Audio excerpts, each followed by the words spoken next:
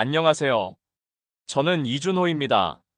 1000명의 세계 석학이 단 10분 만에 침묵했다고 말씀드렸는데요. 사실 그 순간 가장 놀란 사람은 바로 저였습니다. 왜냐하면 저는 그냥 평범한 용접공이거든요. 울산 조선소에서 25년간 배를 만들어 온 특수 용접 기술자. 그게 바로 제 정체입니다. 하루 12시간씩 쇳덩어리와 씨름하며 살아온 사람이에요. 제 손바닥을 보시면 알 수 있을 거예요. 두께 2cm짜리 철판을 매일 다루다 보니 굳은 살이 돌처럼 딱딱해졌습니다. 그런 제가 왜 하버드 대학교 강당에 앉아 있었을까요? MIT에서 진행하는 미래 조선기술혁신 프로젝트에 한국에서 유일하게 초청받았거든요. 세계 최고 수준의 LNG선 용접 기술을 인정받아서 말이에요. 제가 용접한 배들이 북극해 마이너스 40도에서도 끄떡없이 항해하고 있다는 게 그들에게는 신기했나 봅니다. 하지만 정작 하버드 포럼 당일 발표 순서표를 받아든 순간 제 이름은 온데간데 없었어요. 동아시아의 미래는 중국과 일본이 대표할 겁니다라는 차가운 사회자의 말에 저는 그저 뒤쪽 구석자리에서 구경꾼이 되어버렸습니다. 그런데 잠깐 여기서 궁금하지 않으세요? 세계에서 가장 큰 LNG선을 만드는 나라가 어딘지 아십니까? 바로 한국입니다. 전 세계 LNG선의 60%가 울산에서 나가요. 그런데 왜 한국은 아시아 논의에서 빠져 있었을까요? 더 놀라운 건 앞으로 10분 뒤에 일어날 일이었습니다. 1156석을 가득 메운 세계 최고 석학들이 모두 기립박수를 치게 될 거라는 것, 중국 대표도 일본 대표도 고개를 숙이게 될 거라는 것, 그리고 월드뱅크와 유엔까지 움직이게 될 그 놀라운 10분 말이에요. 도대체 무슨 일이 일어났을까요?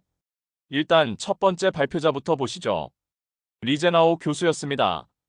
베이징 대학 동아시아학과 주임 교수로 30년간 재직한 그는 키가 178cm, 회색 정장 차림으로 당당하게 무대 중앙으로 걸어갔어요. 1156개의 좌석에서 터져나오는 박수 소리가 강당 전체를 뒤덮었습니다.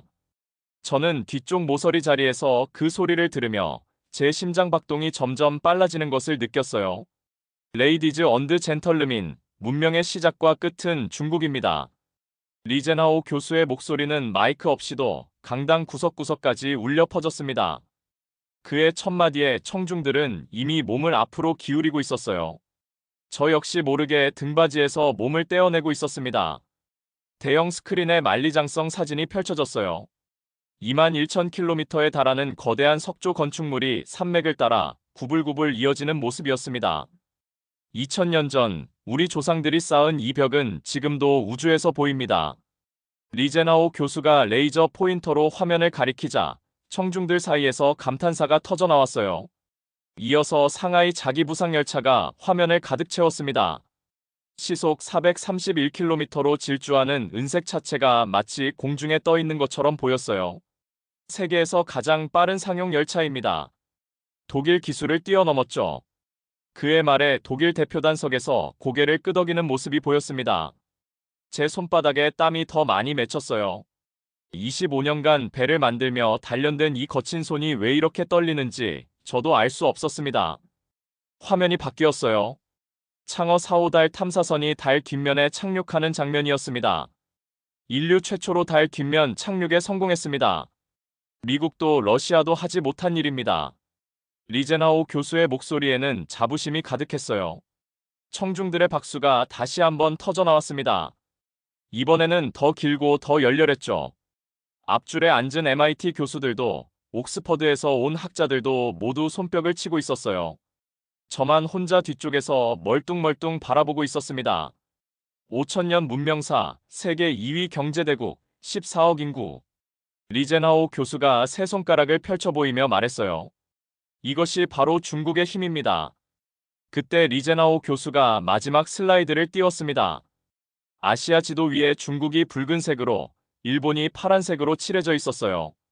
한국은 작은 회색 점으로만 표시되어 있었습니다. 동아시아의 미래는 이미 결정되었습니다. 중국의 리더십 아래 일본과의 협력을 통해 새로운 아시아 질서를 만들어갈 것입니다. 그의 발표가 끝나자 기립박수가 쏟아졌어요. 1156명 중 절반 이상이 자리에서 일어나 박수를 치고 있었습니다. 저는 여전히 앉아 있었어요. 일어설 힘이 없었거든요. 제 가슴 속에서 무언가가 쿵쾅거리고 있었습니다. 하지만 이건 시작에 불과했어요. 진짜 충격은 다음 발표자에게서 나올 예정이었거든요. 두 번째 발표자가 호명되었습니다. 사카이 히로시 교수였어요. 도쿄대학 경제학부에서 35년간 아시아 경제사를 연구해온 그는 키가 165cm, 검은 테 안경을 쓰고 짙은 남색 정장을 입고 있었습니다. 리제나오 교수보다 10cm나 작은 체구였지만 무대 위로 올라가는 그의 걸음걸이에는 흔들림이 없었어요. 정확히 72걸음 만에 연단 중앙에 도착했습니다. 굿모닝, 정밀함이 만든 기적, 그것이 일본입니다. 사카이 교수의 목소리는 리제나오 교수와는 달랐어요. 조용하지만 또렷했고 마치 시계 톱니바퀴가 맞물리는 소리처럼 정확했습니다. 청중들의 시선이 일제히 그에게 집중되었죠. 저도 모르게 몸을 더 앞으로 기울였어요. 첫 번째 슬라이드가 나타났습니다. 1966년 도요타 코롤라가 화면을 가득 채웠어요. 5,500만 대, 인류 역사상 가장 많이 팔린 자동차입니다. 사카이 교수가 말하자 청중들 사이에서 작은 탄성이 터져 나왔습니다. 하지만 정작 충격적인 건 그 다음 말이었어요. 한국의 현대 자동차가 성공할 수 있었던 이유를 아십니까? 1976년 우리가 엔진 기술을 가르쳐 주었기 때문입니다. 제 심장이 쿵 하고 내려앉았어요. 25년간 현대중공업에서 용접한 배들 중에는 현대자동차 운반선도 있었거든요. 그 배들이 전 세계로 현대차를 실어 나르는 걸 보며 느꼈던 자부심이 한순간에 무너지는 기분이었습니다. 두 번째 슬라이드가 올라왔어요. 소니 워크맨이었습니다. 1979년 출시된 그 작은 기기가 화면 중앙에서 빛나고 있었어요. 휴대용 음악 플레이어의 시작입니다. 애플 아이팟보다 22년 앞섰죠. 사카이 교수의 설명에 MIT 교수들이 고개를 끄덕였습니다. 그런데 한국의 삼성이나 LG가 만든 휴대폰도 결국 우리 소니의 CCD 센서 기술을 바탕으로 한 것입니다. 이번에는 제 목이 조여오는 기분이었어요. 울산 조선소에서 LNG선을 만들 때 각종 전자장비들이 들어가는데 그중 상당수가 삼성이나 LG 제품이었거든요. 그런데 그것마저도 일본 기술의 응용이라니요. 세 번째 슬라이드에는 닌텐도 게임기가 나타났습니다. 1983년 페미컴, 전 세계 게임 산업의 출발점입니다. 화면에는 슈퍼마리오가 뛰어다니고 있었어요. 앞줄에 앉은 젊은 교수들 중 몇 명이 미소를 지었습니다. 한국의 게임 산업도 우리가 만든 기반 위에서 성장했습니다. 넥슨, NC소프트 모두 일본 게임의 영향을 받았죠. 제 손바닥이 축축해졌어요. 아들이 집에서 한국 게임을 하며 즐거워하는 모습을 떠올렸는데 그것마저도 일본의 그늘 아래 있다는 말인가요? 사카이 교수가 네 번째 슬라이드를 넘겼습니다. 초밥이 아름답게 배열된 사진이었어요. 일식은 이제 세계 어디서든 볼 수 있습니다. 미슐랭 3스타 초밥집이 파리에만 12곳입니다. 한국의 한식 세계화도 우리가 먼저 보여준 길을 따라가는 것입니다. 이제는 숨이 막혔어요. 김치, 불고기, 비빔밥까지도 일본 음식 문화 확산에 뒤따라가기라는 말인가요? 마지막 슬라이드가 올라왔습니다. 미야자키 하야오의 애니메이션 장면들이 연속으로 흘러갔어요. 토토로, 치히로, 하울의 움직이는 성까지.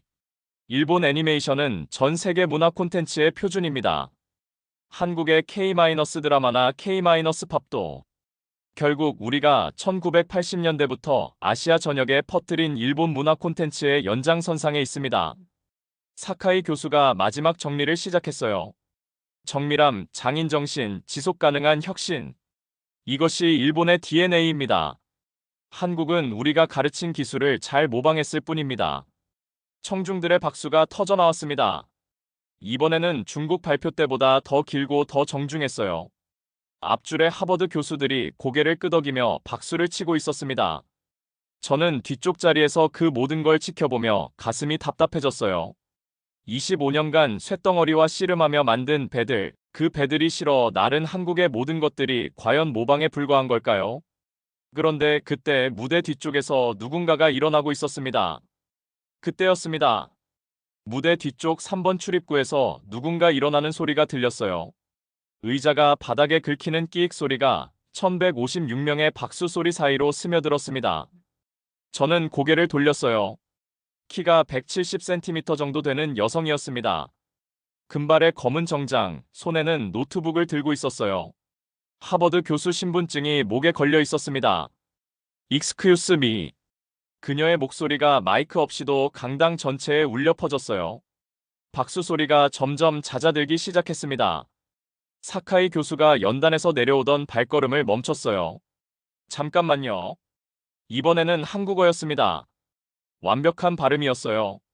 1156명의 시선이 일제히 그녀에게 집중되었습니다. 제 심장이 다시 뛰기 시작했어요. 한국을 빼놓은 토론은 불완전합니다. 그녀가 무대 쪽으로 걸어가기 시작했어요. 36걸음을 세어보니 정확히 연단까지의 거리였습니다. 강당 안이 쥐 죽은 듯 조용해졌어요. 에어컨 소리만 왱왱 돌아가고 있었습니다.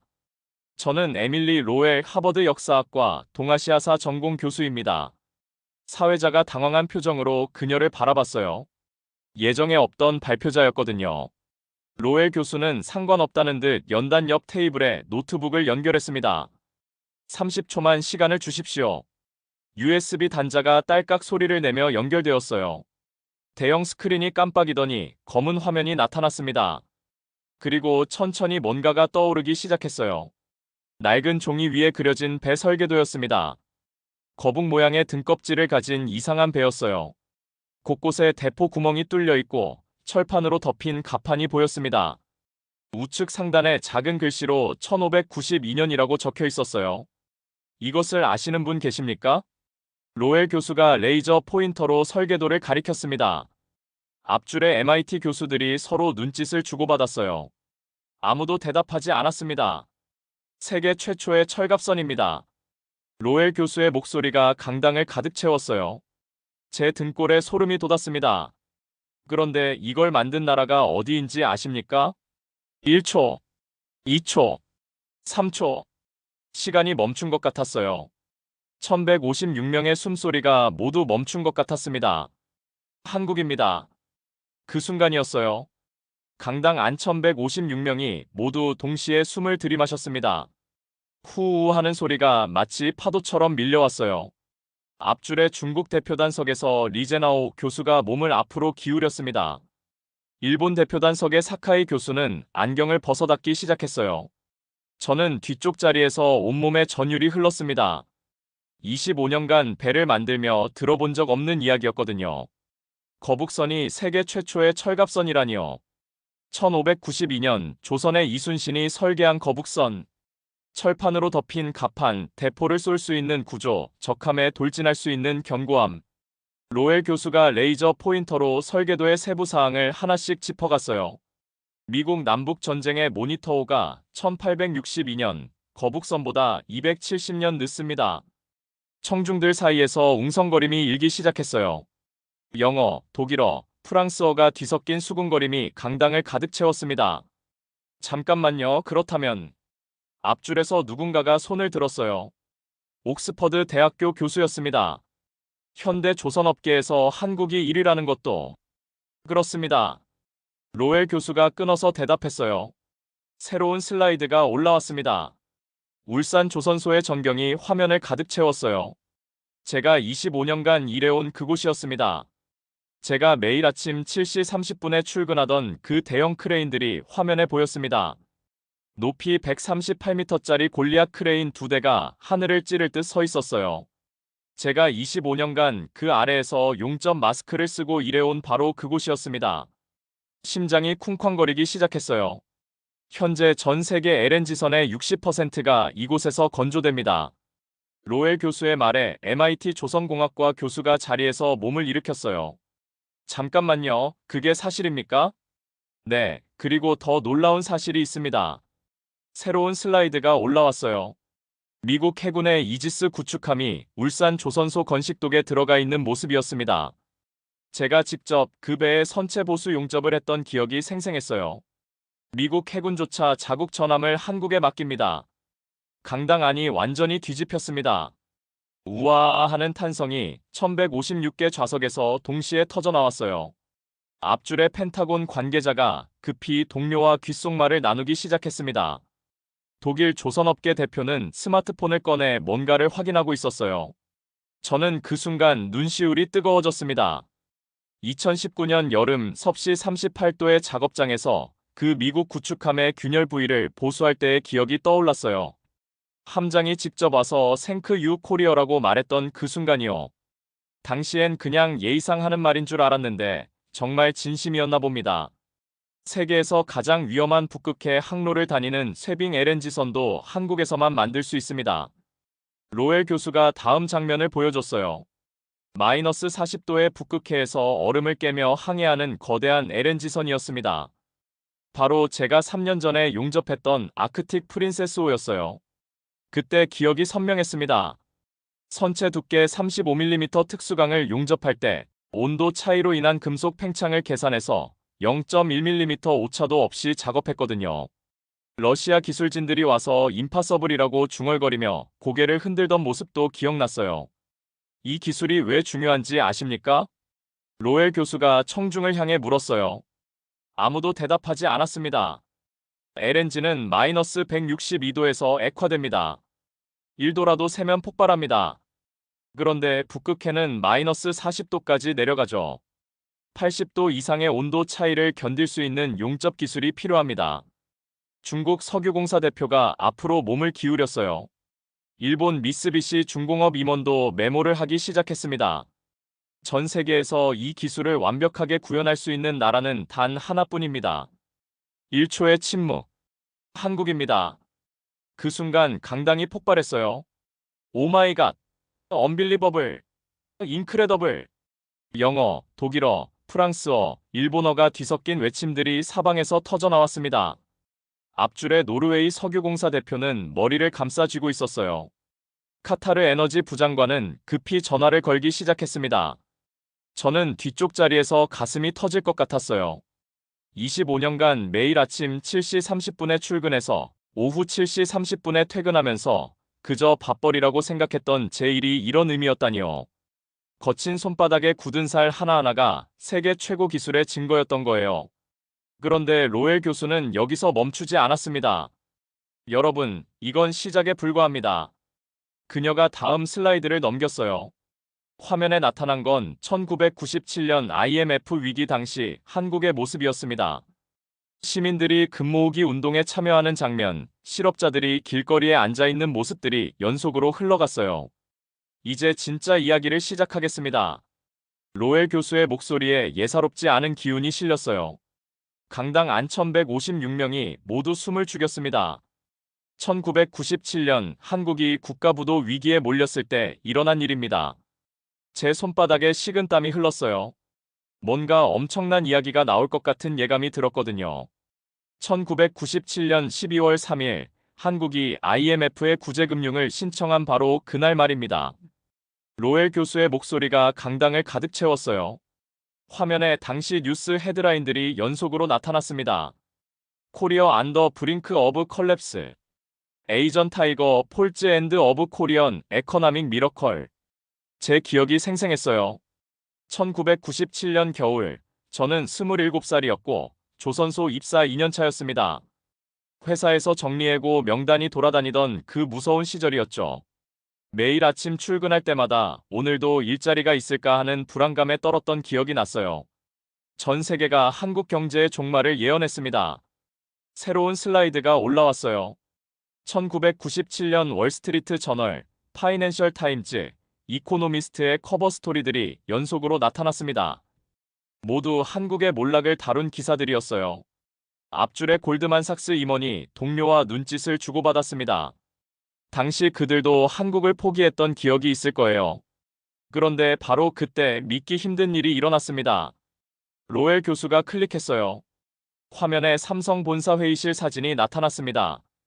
긴 타원형 테이블 주위로 임원들이 앉아있는 모습이었어요. 1998년 2월 삼성이 30억 달러를 반도체 사업에 추가 투자한다고 발표했습니다. 와! 앞줄에서 누군가가 소리쳤어요. JP모건 아시아 담당 임원이었습니다. 그가 자리에서 벌떡 일어났어요. 국가가 망해가는데 30억 달러를 투자했다고요? 네, 정확합니다. 로엘 교수가 담담히 대답했어요. 다음 슬라이드에는 당시 언론 반응들이 쏟아졌습니다. SAMSUNGS 수어사이덜 갬벌 매드너스 인 더 미드스트 어브 크라이서스 스로잉 머니 인투 어 블랙홀. 전 세계 언론이 광기라고 비난했습니다. 저는 그때 생각이 났어요. 1998년 봄 조선소 구내식당에서 뉴스를 보던 기억이요. 동료들이 삼성이 미쳤나봐라고 수군거렸던 장면도 선명했어요. 저 역시 그때는 이해할 수 없었거든요.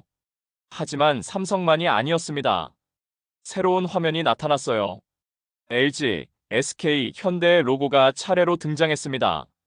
LG는 LCD에 20억 달러, SK는 석유화학에 15억 달러, 현대는 자동차에 25억 달러를 투자했습니다. 강당 안이 술렁거리기 시작했어요. 독일 지멘스 임원이 계산기를 두드리고 있었고, 프랑스 토탈 에너지 대표는 동료와 급히 상의하고 있었습니다. 총 90억 달러입니다. 당시 한국 GDP의 2%에 해당하는 금액이었어요. MIT 경제학과 교수가 손을 들었어요. 교수님, 그게 사실이라면 결과는 어떻게 되었습니까? 로엘 교수가 미소를 지었어요. 뭔가 대반전이 올 것 같은 미소였습니다. 2023년 기준으로 말씀드리겠습니다. 새로운 슬라이드가 나타났어요. 글로벌 반도체 시장 점유율 차트였습니다. 1위에 삼성, 2위에 SK하이닉스가 나와 있었어요.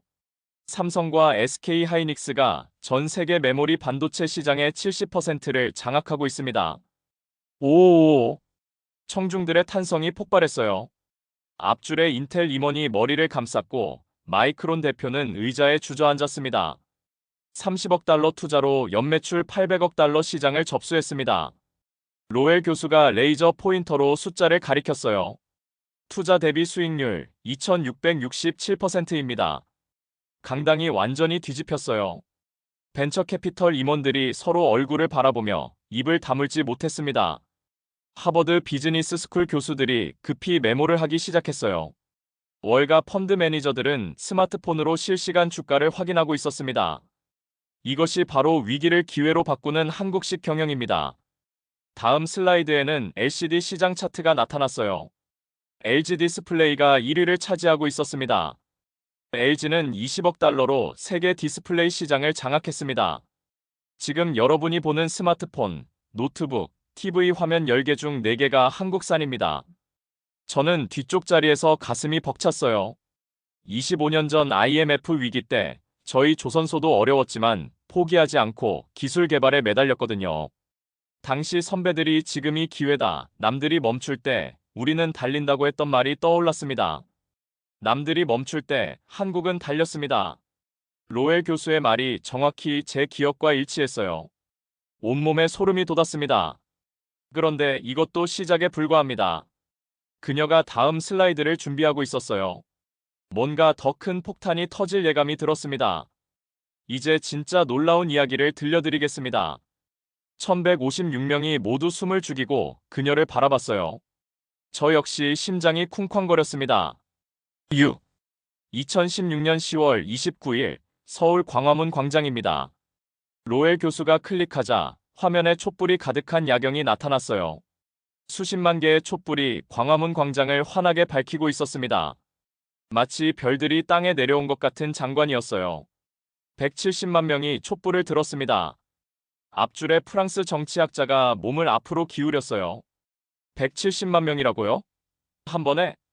네, 그것도 완전히 평화적으로 말입니다. 저는 그날을 기억했어요. 2016년 가을, 저도 아내와 함께 촛불 집회에 갔었거든요.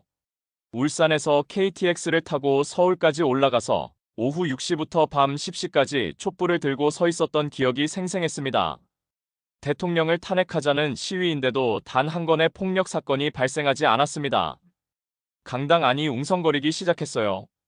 영국 옥스퍼드 정치학과 교수가 동료와 뭔가 심각한 대화를 나누고 있었습니다. 다음 슬라이드가 나타났어요. 촛불 집회 현장에서 시민들이 쓰레기를 줍는 모습이었습니다. 시위가 끝난 후 광장이 어떻게 되었는지 아십니까? 로엘 교수가 물었어요. 아무도 대답하지 않았습니다. 완벽하게 깨끗했습니다.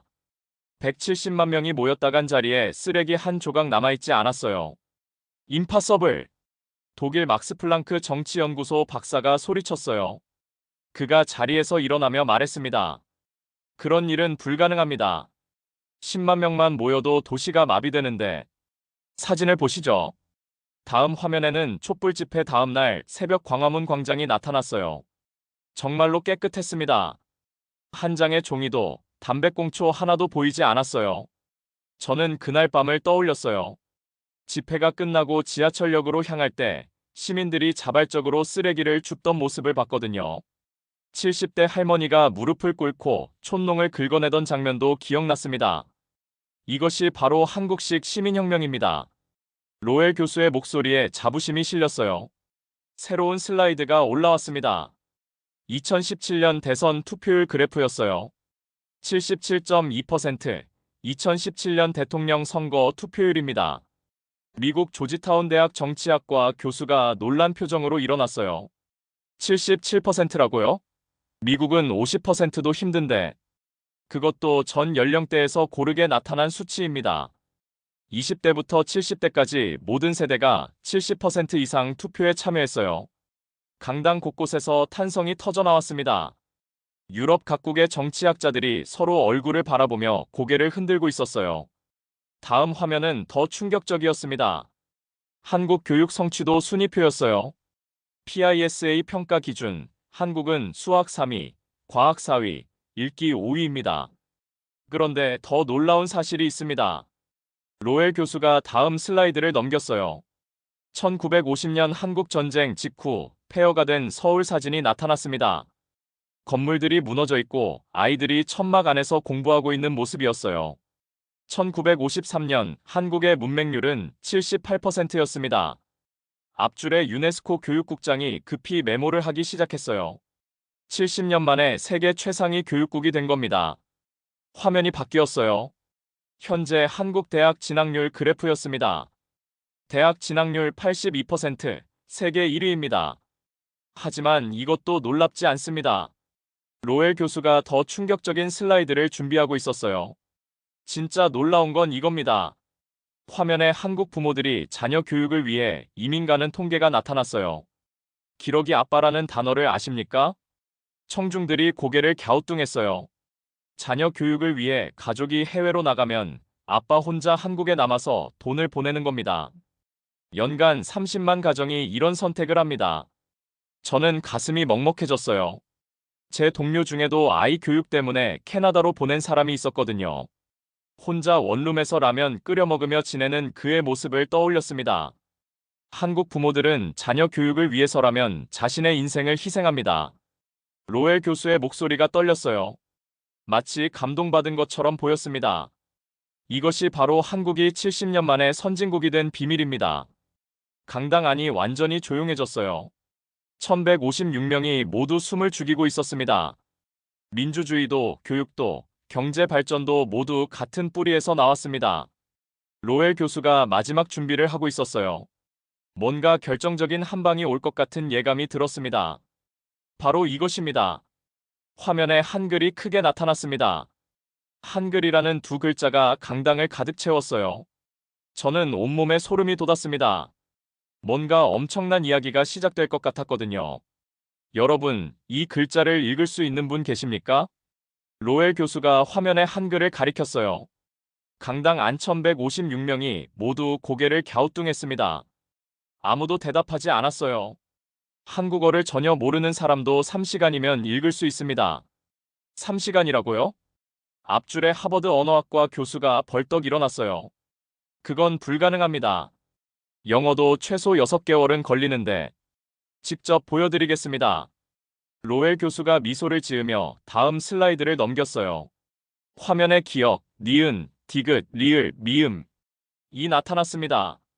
자음 14개, 모음 10개. 총 24개만 알면 됩니다.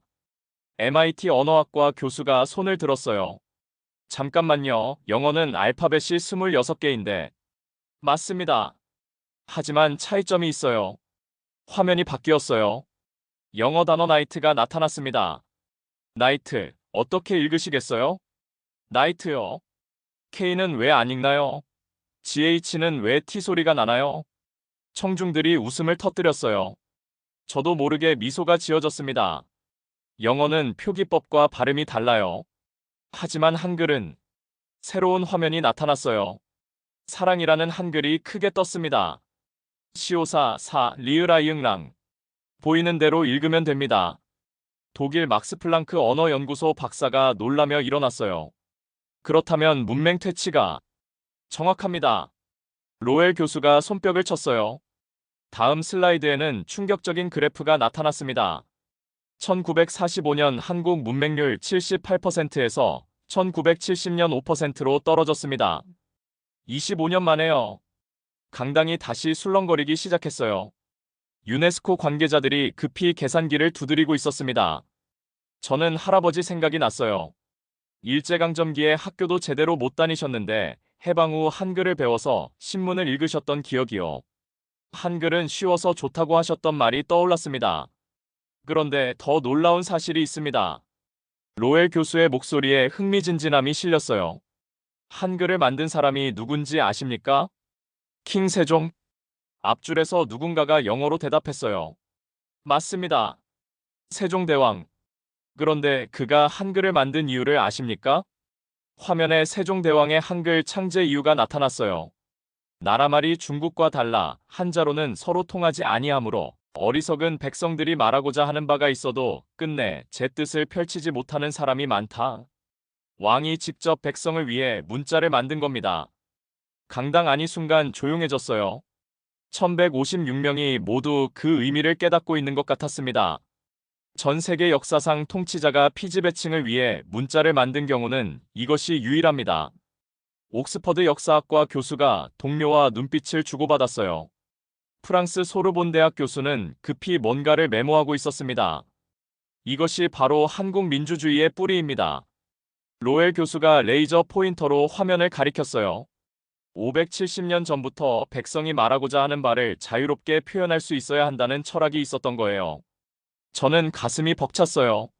촛불 집회에서 시민들이 자유롭게 의견을 표현했던 모습이 570년 전 세종대왕의 정신과 이어진다니요.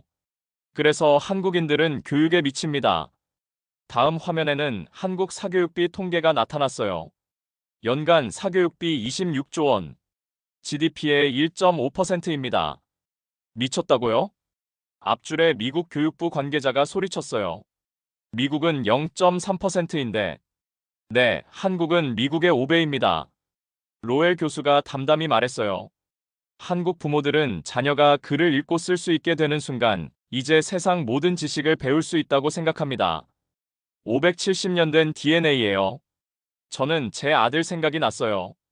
초등학교 1학년 때 한글을 떼고 처음으로 동화책을 읽던 그날 밤 아내와 제가 얼마나 기뻤는지 기억났습니다. 이제 우리 아이가 뭐든 할 수 있겠다고 말했던 기억도요. 이것이 한국이 70년 만에 선진국이 된 비밀입니다. 로엘 교수가 결정적인 한 방을 준비하고 있었어요. 배우기 쉬운 문자, 교육에 대한 열정, 자유로운 의견 표현, 모든 것이 연결되어 있습니다. 화면에 한국의 경제 성장 그래프가 나타났어요.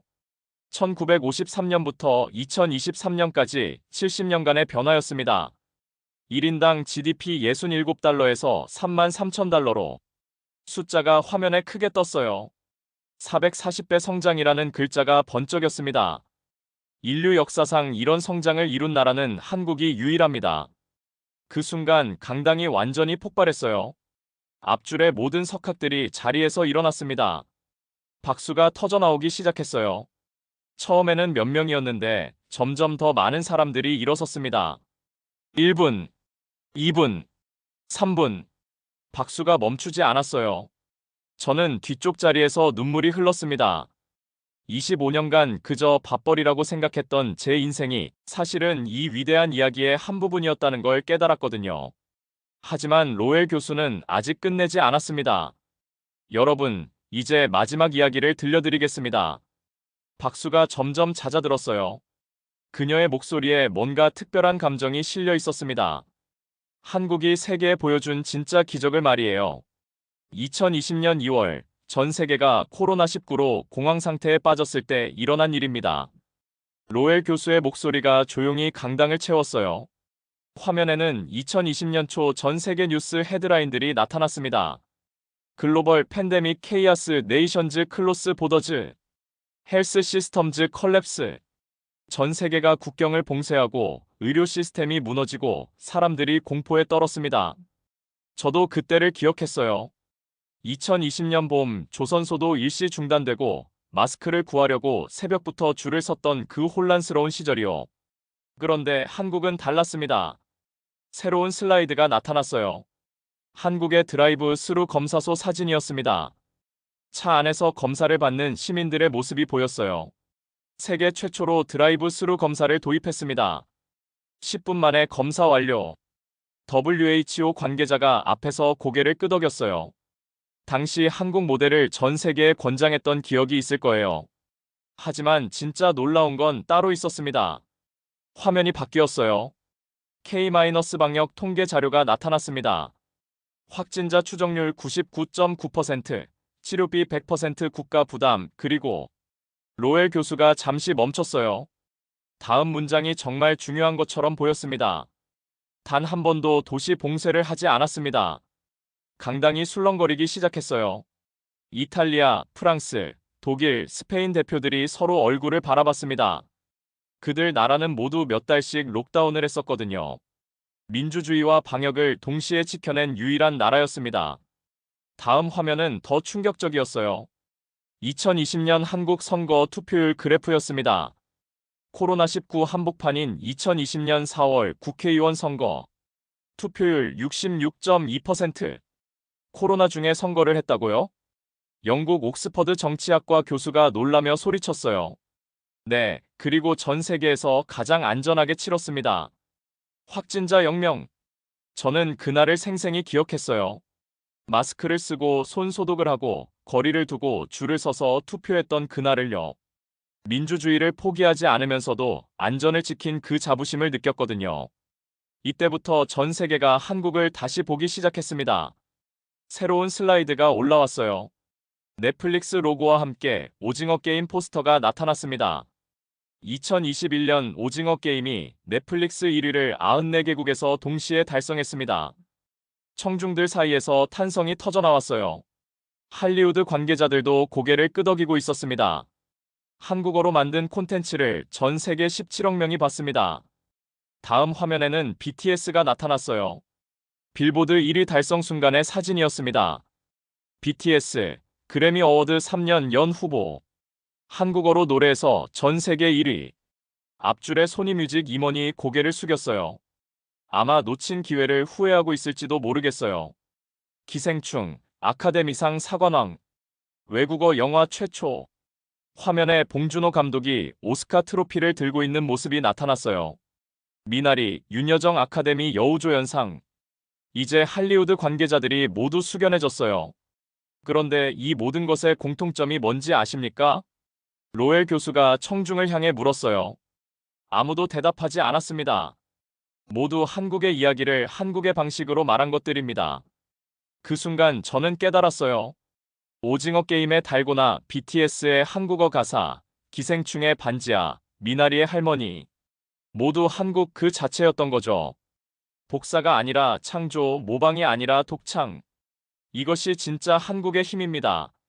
로엘 교수가 마지막 슬라이드를 준비했어요. 화면의 거북선부터 BTS까지 430년의 역사가 한 줄로 연결되어 나타났습니다.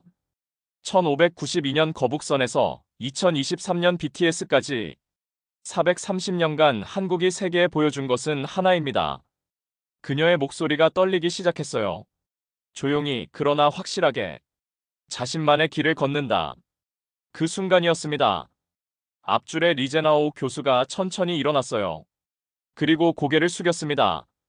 일본의 사카이 교수도 일어나서 고개를 숙였어요.